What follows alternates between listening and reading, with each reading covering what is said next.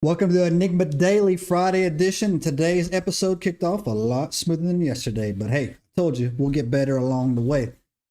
And so, today, wrapping up our series for the week, we're going to be getting into something that's really taken center stage across the world, and that is the growing theory that the UFO and extraterrestrial phenomenon that we're experiencing with especially A10 Atlas is not what it appears to be. And I'm going to tell you why. For decades, humanity has looked to the stars and waiting for visitors and all we've done, all our movies, sci-fi movies and things like that, for the arrival of these extraterrestrial races that would, help us and advance us and help us solve our problems. But what if that's not what this is really about? What if this is not a great awakening, but actually a great deception that's taken place? And to give you some context on that, it's speeding up rapidly about what they're doing and what they're, saying these things could be. I was at the UAP hearings last November. I didn't go earlier this year because of what I learned when I was there the first time around. But you can also look into the Pentagon's 2025 UAP reports hinting at non-human intelligence, NASA's UAP study panel, global governments confirming that, hey, these are anomalous craft. They're not ours. They're coming from the oceans, etc., etc. This craft, A10 Atlas, is heading towards Earth, and it's very strange, and, it could be. But I would also like to I'd ask you two questions. One, why now? And when has the government ever done anything to try to help you or ease you into UFO, UAP disclosure? For your entire lives and your grandparents' lives, they've denied it, humiliated people, ruined people's lives, unalived people to keep it a secret. But right now all of a sudden, everything wants to come forward. But if you look to the scriptures, ancient warnings, talk about deceptions in the sky. You can look at Matthew 24:24.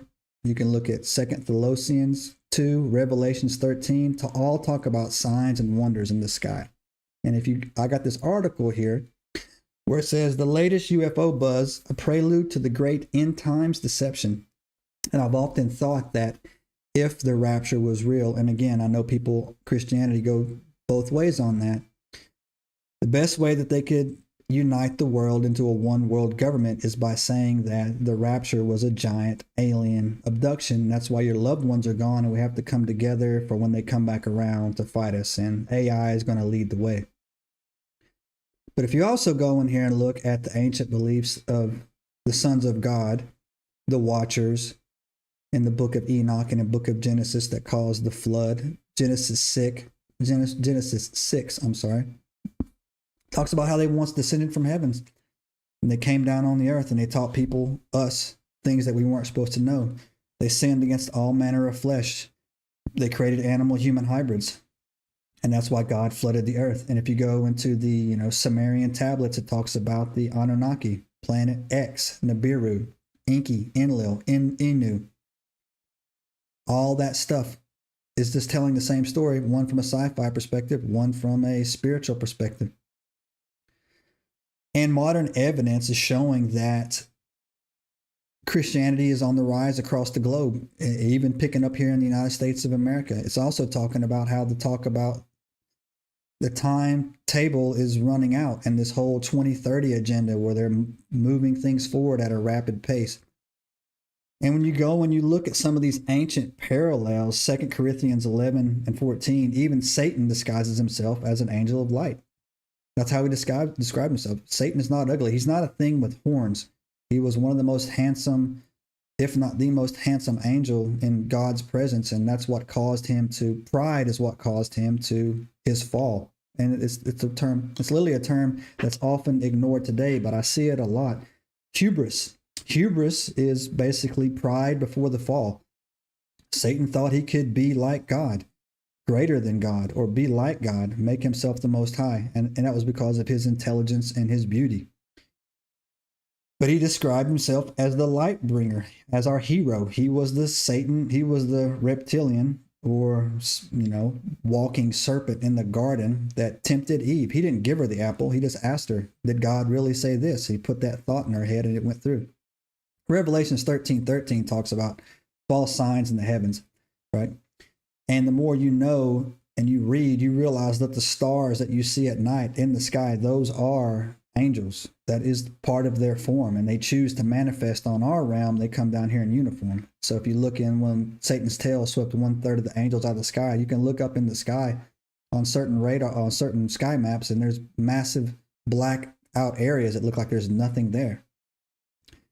Now, Enoch also describes beings that descended down as radiant faces. You know, they were glowing. These things weren't evil and dark at the time. The shadow figures you see are the Nephilim. That's not the Watchers. Those aren't the angels.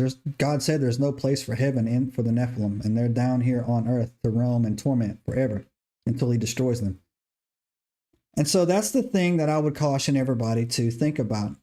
I've often found it funny because I've been in this game a long time and took a lot of ridicule where people who say aliens are real, never trusted government, are now saying aliens are real, trust the government. I don't get that. I don't know what that is, but I actually do.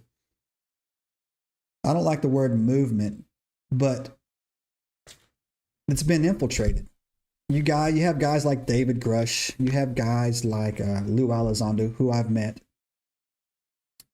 Maybe Jeremy Corbell I've met as well. You can go to any of my Instagrams or TikToks, my community post on my Facebook page. I met them all at the UAP hearing, took pictures with them, shook their hands. Seemed like they were decent guys, but they're totally plants, especially David Grush. Lou Elizondo, I think, is more of a guy trying to make a buck.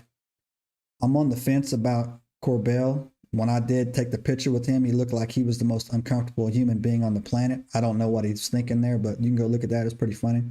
But he seemed like a good guy. But don't trust these people.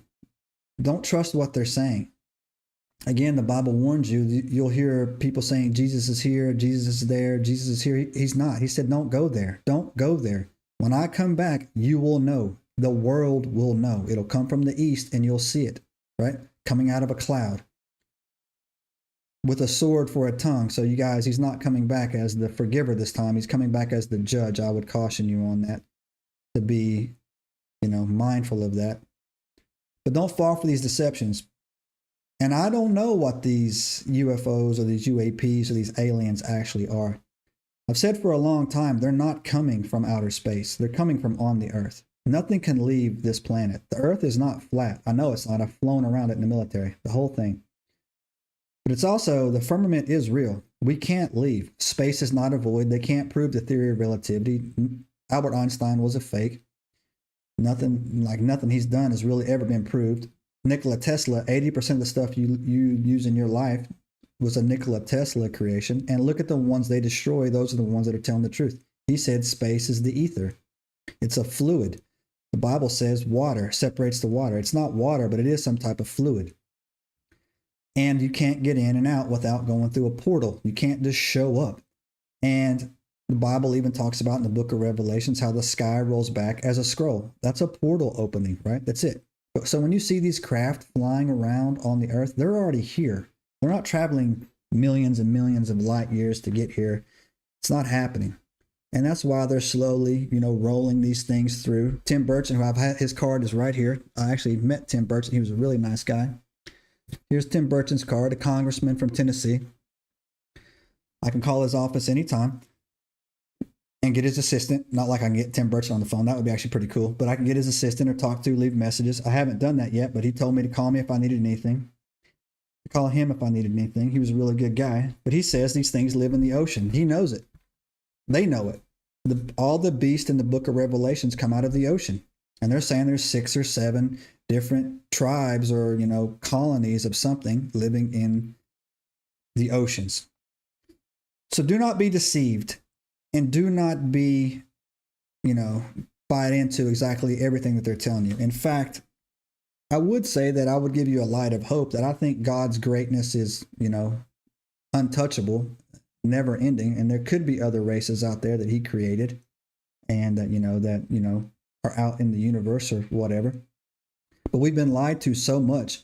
That's what I actually think, that there's many mansions in my Father's house. I go to prepare a place for you. I think he's actually talking about like universes or parallel universes or other races. And in the Bible, I said too, I think it was reading, it says when every creature on the earth is, preach to Jesus. It doesn't say every human being. It says every creature. Like there's something going on this planet that we don't know about. And the Bible also says those who live on the earth, and in the waters. So all that stuff is right there for us. And it's not just, hyperbole or whatever they're talking about. I think it's literal. So anyways, do not be deceived. And I would ask you guys, man, what do you think? Are the UFOs extraterrestrial, demons? I know it's a hot topic, man. But get down there in the comments and let us know. Also, if this is the first time you're finding us, we are the sister channel of the Ancient Enigma Files. If you want to see our long form content, go back to the landing page, the highlighted YouTube channel. Click on that, head over there, subscribe, and have fun. But if you are on this page, finding us, we're a brand new channel. We're trying to, our format is we go live Monday through Friday. This is basically our morning show, talking about relative events that are happening in the now and not in the past. Our format's 8, 10 to 15-minute lives, and you just basically saw how we do it. So do us a favor, subscribe to the channel because it doesn't hurt you at all. But the more subscribes we get, it's free for you. It takes nothing but your time. But the more subscribes we get, the larger YouTube pushes our content out. Give us a thumbs up, leave us a comment. You can also give us a thumbs down because I'm looking for engagement and I'm looking for ways to improve the product. If you have something you would like to see implemented or something you'd like to see talked about or a format change in the show itself, please let me know in the description or in the comments and we'll get on to that. So you guys have a good weekend and we'll see you on Monday. We're out. Subscribe now and turn on the notifications to join us on this extraordinary journey into the unknown.